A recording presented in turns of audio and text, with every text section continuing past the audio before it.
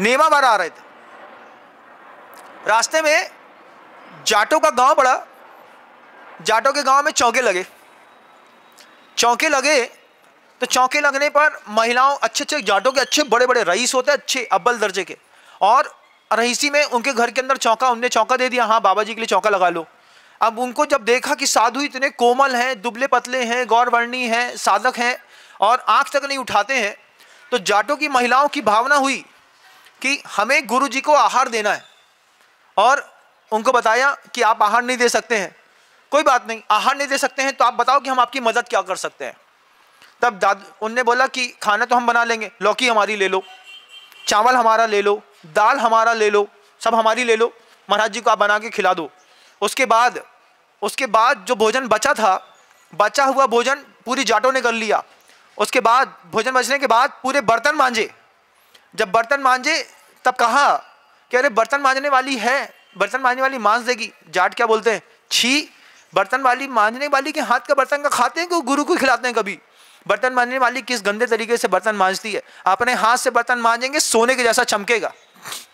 और आपके यहाँ की तो बर्तन वाली वो क्या है, उसको तो विम बार और शैम्पू दे दो, ऐसो ऐसो घुमा है, वही में दाल छपी है, काहे रेखा तुमने अच्छे से नहीं साफ करी, हो गई हुई गलती थी, एक चीज़ में गलती हो गई, 1 में 2 में 3 में। उसकी गलती कब पता चलती है, जब तुम पानी पीती हो गिलास में तुमको डिटर्जेंट घड़ी साबुन की खुशबू आती है, तब समझ में आता है कि इसने ढंग से बर्तन नहीं मांजे, तब इसमें घड़ी साबुन की खुशबू या बदबू आ रही।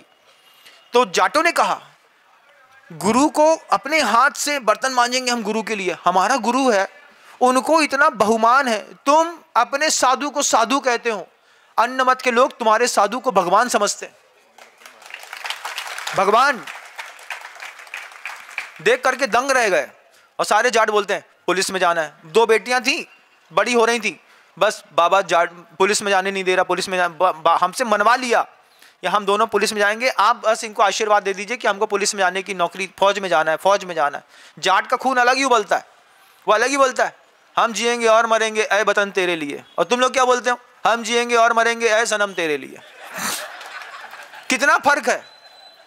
जिसकी राइफल के अलावा कोई जीवन की संगिनी नहीं है, ऐसी जाटों की कौम जब कमाल करती है ना बंधुओं, उनके खून के ऊपर तुम्हारे घर के अंदर गेहूं की रोटियां बनती हैं, ध्यान रखना। वो बॉर्डर पे खड़े होकर के जब लगातार मेहनत करते हैं, तब तुम्हारे घर के अंदर सादी शुद्ध रोटी जाती है, उसमें एक हिस्सा उनके भी है। इस बात को भूल मत जाइएगा।